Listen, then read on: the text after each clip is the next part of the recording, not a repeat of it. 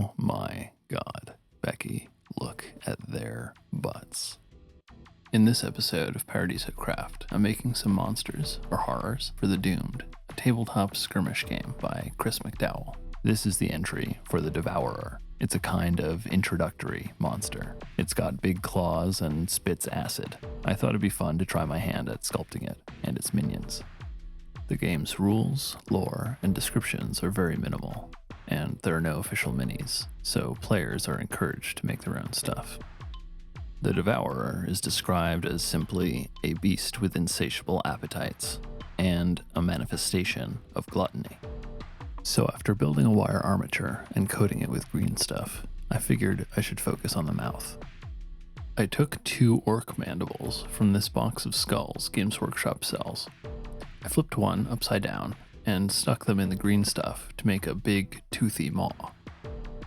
Okay, so green stuff. If you don't know what it is, it's a 2-part epoxy putty consisting of yellow and blue stuff, which you mix together until it's green. It's commonly used for sculpting miniatures. A little water or petroleum jelly will keep it from sticking to your hands. Then you have a few hours to work with it, as it gradually cures to a flexible, rubber-like material. You can see I've added a belly and a drooping gullet here. The belly actually has a tinfoil ball inside it, so I didn't have to use a ton of green stuff to flesh it out. I'm not totally sure what I want it to look like at this point, but I do know that the mouth and belly should probably be prominent on a manifestation of gluttony. And since it uses claws to attack its prey, I figure it should have fairly beefy arms too, so I start fleshing that out. I don't want to add too much bulk in one go, because it's hard to control a large mass of soft material. Like if I'm trying to shape one part of the arm while everything is soft, I could easily end up deforming the whole arm. So here, the base layer is already cured, and I'm just adding more on top, using a color shaper to create the forms of the arm and chest. Color shapers are these little silicone paintbrushes. I also use pointy stuff, like whatever this is, an awl maybe, and this little guy I made by attaching a pin to a nib holder with green stuff. I also have a random assortment of dental tools, and a craft knife, which is essential, I think. Stay safe. And then these are tiny files called Rifflers. They come in all kinds of weird shapes that are great for getting in little nooks and crannies and shaping harder materials. You'll want to have a wire brush handy to clean them out though. They gunk up real quick. Toothpicks are also just incredibly useful. Back to the build. Now I'm making some back muscles. Now obviously this isn't a real creature, so there's not a direct reference to go off of, but looking at the bone structure and musculature of real people and animals helps to establish familiar shapes and forms that look right to people. And then, to make monsters, you warp and twist those forms. The intersection of familiar and uncanny is very compelling to us for some reason. So I think it'd be nice and disturbing if this guy just had a mouth. No other facial features. What more does a Devourer need? The long neck contributes to this look, I think.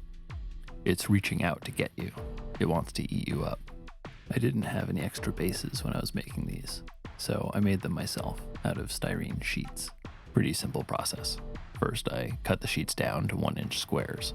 Then, using this nasty solvent stuff called Weld-On 3, I stack them up to the thickness I want and bond them together. Looks like they're the right size. I then use a compass to scribe a circle on each one. Then I carve off everything outside the circle and wind up with some round-ish bases. So, in The Doomed, most horrors are big monsters that come with minions. A bunch of little guys to cause trouble and get in your way while you're trying to take out the big guy. The Devourer has 6 minions. The book calls them scavengers and says they are pathetic beings that feed on the Devourer's leavings. Lots of ways to interpret that. But I thought it'd be fun if the scavengers were the Devourer's young, a litter of little horrors. So I've got their bases, and now they need armatures. I'm using .0253 brass wire. I get a length of wire, bend it in half, twist it to make a spine. The little loop on the end will be for the head. I bend the wire out and down for hips, and again for knees. Now this next joint goes the other way. Some people think of this as a reverse knee, but really it's more of a heel. Everything past that is anatomically their foot, and they just walk on the balls of their feet.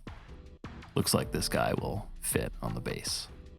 So I snip another wire and wrap it around the spine where I want the shoulders to be, and eventually I'll bend and pose those arms too.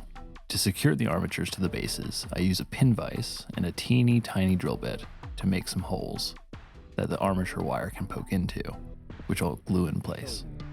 Here are the final armatures. I was pretty loose with proportions. I wanted them to be roughly the same size, but with a variety of neck lengths and distinct poses.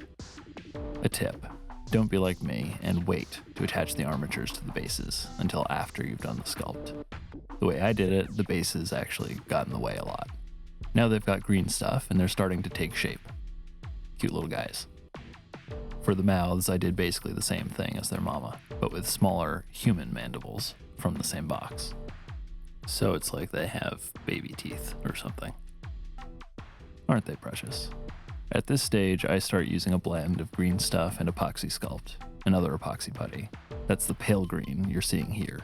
Apoxie Sculpt cures harder than green stuff, so mixing them together tamps down the sticky rubberiness of pure green stuff and stiffens extremities like claws, which makes it easier to sand and file them if needed. I stick the claws on and mold them in place with more putty. Now to flesh them out a bit more, give them some volume, thicken those thighs. This is a slow process, just adding to the model bit by bit, trying to find the general forms, thinking about where muscles should go, where skin would droop, things like that. When the putty is cured, I use the Riffler files to smooth out and further define the shapes, giving the impression of muscles beneath the ill-fitting skin. Since I want the skin to feel loose, I don't want super taut, defined muscles, but I still want them to look powerful and scary. So I'm sculpting them with soft forms. Clean your butt. The craft knife is another great sculpting tool. I'm using it to carve away at areas I built up too much. It's also a nice way to get a kind of chiseled or faceted look, if that's what you're going for. Here, I'm shaving away the excess putty I used to stick the claws in place, so their hands will have a more defined shape. Be careful with this. These blades are extremely sharp. Here you can see that I'm using my thumb to brace the bottom of the model, and pulling the blade across a fixed range of motion, which gives me a lot of control. And if the blade does slip, it won't go far. Make sure your blades are sharp and replace them often. There's a saying that a dull blade is more dangerous than a sharp one, which is true. If your blade is dull, you'll have to apply more force to get it through the material, which means if you slip, you'll have less control. And even a dull blade is sharp enough to cut you. So in the Doomed, there's the horror, the big monster, and the minions, the little monsters. But that's not all. There's also the Nexuses. They're usually 3 objects, which must be destroyed before the horror can be taken out. They're kind of like a source of its power. The Devourers' Nexuses are described as living food hordes, so I decided to make them horrible piles of meat. They're made of foam, cork, hot glue, bits of milliput to fill in the gaps, and a few skulls for flavor. Prime time, with Vallejo's Grey surface primer in an airbrush. Well, mostly in an airbrush. Whatever. You can, of course, do this with matte spray paint or brush-on primer. The airbrush and spray booth is definitely a luxury. This is a spray booth from Micromark that comes with this little turntable and folds up into a small footprint that I can stick on a shelf. I don't have a lot of space, so being able to stow things I'm not using is essential. I'll pick these guys up afterwards to get their undersides too. Looking good, bud. This brown acrylic wash is just watered down paint. I drip it onto the primed models and spread it around to get some contrast between the raised and recessed areas. The thin wash flows down into the recesses and darkens them. If your wash isn't flowing as well as you'd like, you can add a tiny bit of soap to it as flow aid. And now we're really starting to see these details pop. I do the same thing for the creatures. The results aren't quite as dramatic, but it'll help when painting to have these creases and folds well defined. especially these neck folds. Love how that came out. Eat up, little guy. Yum yum. Look at how the wash makes those teeth pop. For the meat Nexuses, I'm starting with Titillating Pink from the Warcolours Nostalgia Colors line. It's nice and vibrant, but also a bit transparent, which is fine here because it'll let some of the color variation from the wash show through. I also mix in Vallejo Flat Red, doing some wet blending as I go. And it's more or less the same process for all three Nexuses. You will notice, though, that there are some pretty huge gaps in the bases, where I cut them unevenly and glued on magnets that were a bit too big. So let's fix that with some more green stuff. So I lay down a strip of parchment paper, which even green stuff doesn't stick too well. The magnets glued to the base and the cork will hold everything in place. I stick a little roll of green stuff to the base and start spreading it around and blending it in. I'm just using one of those dental tools that I've wet with water so the green stuff won't stick to it. This is all going to get covered in flock, so I'm just trying to ensure that the overall shape is right. Not too worried about the details here. When I'm happy with the shape, I can just pop it off the magnetic holder, peel off the parchment paper, and there's a new base. For this next one, I figure out a more efficient method. A nice thin green stuff necklace that I can gently push into place. So this seems like as good a time as any to mention that if you'd like to see more of these videos, perhaps with your name in the credits, and if you'd also like a bunch of cool rewards, like behind the scenes posts, deep dives, previews, and copies of RPG modules, tools, and various other things I make, head over to my publishing website, paradiso.zone, and subscribe. It works just like a Patreon with rewards and members-only posts. But unlike Patreon, there are no venture capitalists skimming 8 to 12% off the top. So you pay less to support me, and I get more of your support. It's a pretty good deal. Payments all go through Stripe, so it's very secure, and you can cancel at any time. Okay, so now let's flock these bases. This is fine turf flock from Woodland Scenics. To stick it on the cured bases, I lay down some PVA glue and spread it with a cheap, wet paintbrush. And in it goes. Easy peasy. Rinse and repeat for the other two. And now, to secure the flock in place, the cheap brush returns with watered down PVA glue, just soaking all the flock to give it a really solid bond. And now for paint. We start off with Vallejo Refractive Green, going for total coverage on the foliage here, then a bit of flat green, which I gradually brighten up with some lemon yellow. Now, a tip I've heard a bunch but never actually tried is to use an oil wash to get some really nice shadows and contrast.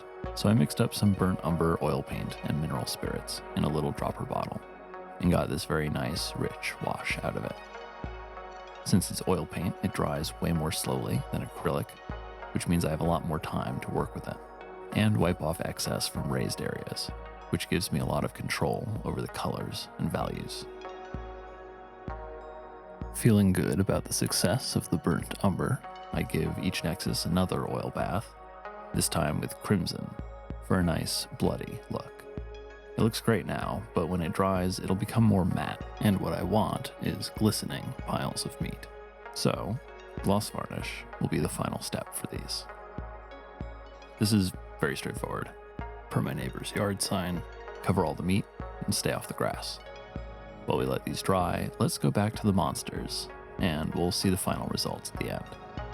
Okay, so somehow I lost the footage of me painting the base layers of skin on these nasty critters. So here's a little demonstration of how I did it, on a spare base with some primer on it. I start with, once again, Nostalgia Colors Titillating Pink. Next I splotch on some Bilious Green, also a Nostalgia Colors paint. And then I do some wet blending to mix it all together. And that's all to get this kind of sickly flesh undertone. Once that's dry, I lay down the skin tone, which is a combination of another Nostalgia Colors paint, Bleached Bone, and Vallejo Flat Flesh, which gives an overall effect of pallid, sickly skin.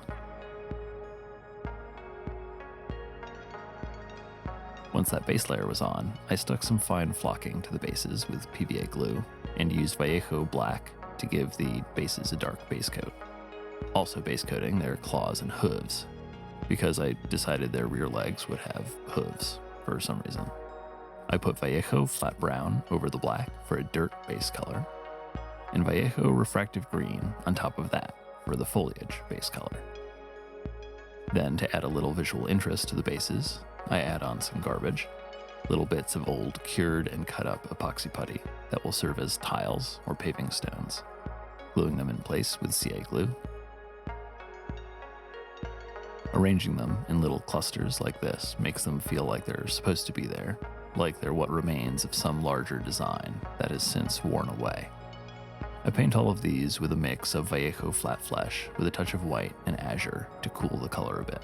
I'm keeping these in line with the color scheme I used for the first Paradiso Craft video about making stairs, because that's the setting these guys will be appearing in, Ozma, the oldest city.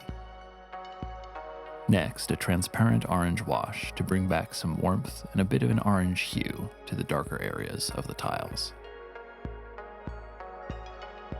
Darkening the edges and the cracks in the tiles with flat brown helps visually connect them to the base. Though sometimes I go overboard and I need to brighten things back up again. Now that I have base colors for everything on the bases, I start in on layering highlights in the foliage. Here I'm using Vallejo flat green and trying to get pretty good coverage, while letting the darker refractive green show through in the recesses. Not being super precise here, I'm using a relatively wide brush and moving quickly. Now to brighten up that green by mixing in some lemon yellow. Here I'm using an even lighter touch, just trying to highlight the most prominent points. I tried a few ways of doing the dirt. Here's what I ended up with. I added darker areas by mixing flat brown and purple and randomly dabbing it on. Then I added lighter areas made of flat brown and bleached bone, making sure to keep some of the flat brown base between the dark areas and the highlights. And now I'm adding even brighter highlights by mixing in more bleached bone and dotting it on towards the tops of the brighter areas. The result is a pretty stylized look, which I'm not entirely sure is what I want, but I just go for it. Also tracing some of these more prominent edges. Next, I highlight the tops of the tiles, again with flat flesh, white, and azure from Vallejo. A slightly brighter blend than before, still in keeping with the stone palettes of Ozma. At this point, I get a very helpful visit from Mr. Egg Benedict, who... Okay, thank you. What are you chewing on my brush? Ew. Okay, bye. Thanks for all your help. Anyway, next up, going a bit brighter for edge highlights with my newly mangled brush. Benny's not my cat, but we are housemates. Okay, one last little dash of green and yellow. I put it on very lightly, just getting the very tips of the foliage.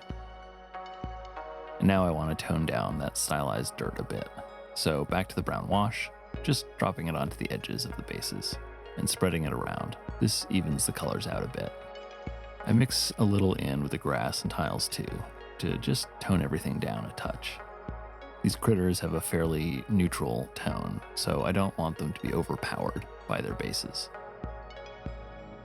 I was originally going to have the teeth and claws be bone colored, but I like the contrast of black with the pale skin. So I'm going over them with a bit more black wash, which I'm trying to blend up the arms into the skin tone with a bit of flat flesh.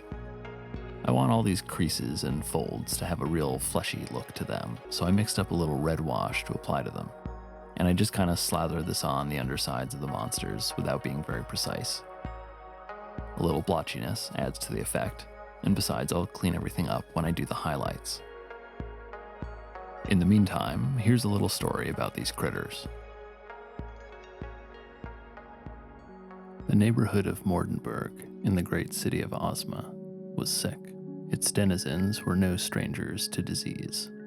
The neighborhood is the traditional home for workers in the funerary arts, esteemed morticians and psychopomps, common casket gilders and deserologists, lowly gravediggers and keeners. All could feel it. The spongy softening of the ground beneath their feet, the oppressive thickening of the damp air.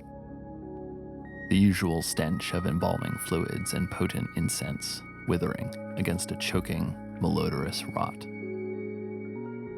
Situated among the city's great graveyards, crypts, and catacombs, the Mordenbergers had an acute sense for disease, and they felt it all around them. The land was sick, the water was sick, the air was sick. But fearful of falling under a harsh imperial quarantine, they tried to keep the blight hidden. And for a time, they were successful. But when the growths began to appear, concealment became impossible. And those who hadn't fled by then found themselves trapped. Back to that in just a moment. It's time for skin highlights. Okay, from here on out, I'm mostly just lightening and cleaning up the flesh tones, with varying mixes of flat flesh, bleached bone, bilious green, azure, and titillating pink, generally leaning into cooler greens and blues in brighter areas, and warmer reds and pinks in shadowed areas and recesses, and cleaning up some of the blotchy red wash from the previous step, confining it to darker areas in the deepest recesses of the skin folds. Sometimes I do have to go back over the creases with red to give them some definition. Anyway, back to the story. The Mordenbergers tried to keep their neighborhood blight a secret, but it was only a matter of time before they'd be found out. The ground throbbed with inflammation, giant abscesses and buboes swelling from the rock and soil. And no matter how quickly the Mordenbergers lanced and cauterized them, they continued to spread, erupting into raw, fleshy growths, suppurating and bleeding, rivulets of bodily fluids coursing between the cobbles, and faces of the dead peered out from within the viscera, rising up against those who had interred them. These were the bodies of outlanders, brought back to the city as prisoners and spoils of war, paraded through the streets by their captors before being condemned to lives of menial servitude. Was their reanimation the foolish work of some imperial necromancer, trying and failing to keep them bound and laboring, even in death? Or the will of an outlander goddess enraged at her people's treatment, cursing their captors by confronting them with the horrors of their own cruelty? The Empire would admit to neither possibility. No, it was a corruption, a moral degradation among the Mordenbergers that caused the blight. Stories of unsanctioned exhumation by anatomists, false burials, grave robberies, and bone cults inflamed the imaginations of the imperial courtiers in the upper echelons of Osman society. By imperial decree, the quarantine that followed cut off all movement in and out of the neighborhood, walling off streets and alleys and appointing guards to patrol the rooftops of surrounding buildings day and night. The sounds of wailing and moaning, begging to be let out, to be saved, just to be fed, all spilled over the quarantine walls, until, eventually, they fell silent. Some months passed. Hardly any food had made its way into the quarantined neighborhood. An adventurer by the name of Rolfa Gorera led an expedition into the area, officially unsanctioned, but enabled by certain curious officials. Inside, she found many of the starving Mordenbergers had turned to the meat erupting from the ground for sustenance, for there was little else. And as they ate, they became changed. Bestial, blind, wholly defined by their ravenous hunger. One of Rolfa's men, an outlander himself, grabbed her arm and pulled her back when he saw them.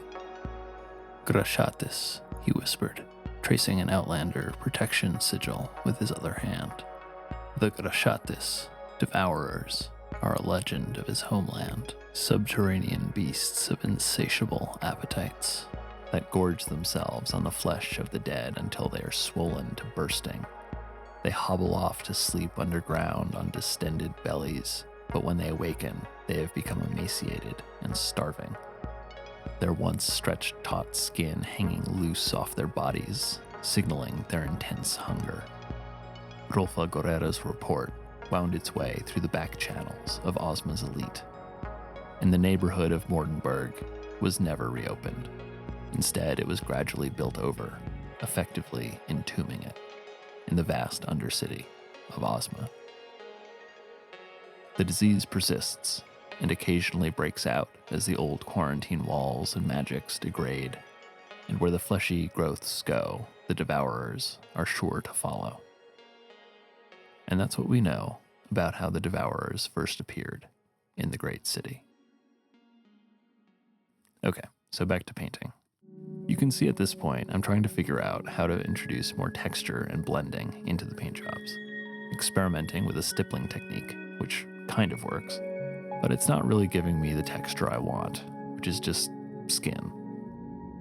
I'm thinking like naked mole rats and sphinx cats and humans. You know, freaky naked stuff, but I can get some nice value blending this way. So this next step might seem a little extreme, but don't worry. It's just a light wash of bleached bone and flat flesh applied to the tops of the models, which will mute some of the unwanted texture of the stippling work while retaining a lot of the value shifts. And it'll also reduce the contrast of the dark folds near the tops of their bodies, which more light would reach. Their underbellies will remain unaffected, keeping their more raw, flushed colors, which makes for a more striking contrast. The transitions from skin into claws are particularly difficult because the colors are so far apart. So I'm giving them a bit more attention, a few more layers of the flesh tone to blend everything together. As I mentioned before, I originally planned for the teeth and claws to be a brighter bone color, but I wound up liking this contrast. So I'm keeping them black with just a bit of bluish-white highlights, starting with Vallejo Azure and mixing in some white, and going with the same process, just on a larger scale, for the claws, using Azure to trace the ridges, and again, using a blend with white to highlight. I'll come back and touch those up in a second. But for now, since I've mostly evened out the stippling I did with that flesh wash, the Devourers are now feeling a little plain. Especially the big one, where there are large, smooth areas of skin, which I think could be a lesson to take about sculpting. The model is nicely detailed in a few areas, but pretty sparse in others. For future sculpts, I might want to spread out the details a bit more evenly across the model, and avoid large blank areas like the back and shoulders here. Live and learn. So what I'm doing here might just look like more stippling, and it kind of is, but the approach is different. Before, I was trying to create an overall texture so that the stippling would blend in with the skin. Now I'm going for higher contrast dots with more bleached bone, and being more selective about how I apply them. So instead of an overall texture, it's just picking out highlights, and looks much more intentional. It's kind of like they have little spots or freckles. And yeah, this is kind of compensating for a lack of detail in the models, creating some more visual interest. Turns out, getting a higher level of detail across an entire sculpt, especially one as big as the main Devourer, is a lot of work. But still, for a first foray into mini sculpting, I'm quite happy. I learned a lot, and I quite like these little freaks with their cute little butts. Precious. Okay, some of these claw highlights feel a little too intense for me, so I'm toning them down with some thinned black paint.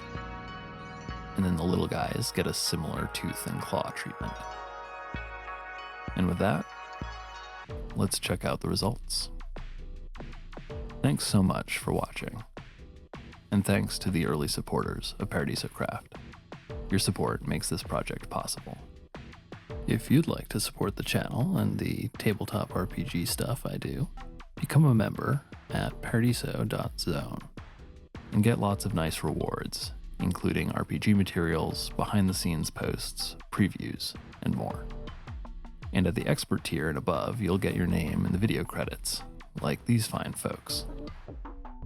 At the companion tier, you'll also get your name inscribed permanently into the terrain of the great city of Ozma to be featured in a future video. I also have an upcoming Kickstarter for the Blades of Gixa, a mega dungeon I drew for Dungeon 23, drawing a room a day, more or less, for a year. Go to Kickstarter and sign up to get notified when it launches. Thanks again for your support. Okay, everyone, let's get together for a nice little family portrait. Come on, don't be shy. All together now. Yes, you meat lumps too. There we go. Okay, lights on. Everyone ready? Say, flesh of the unrepentant.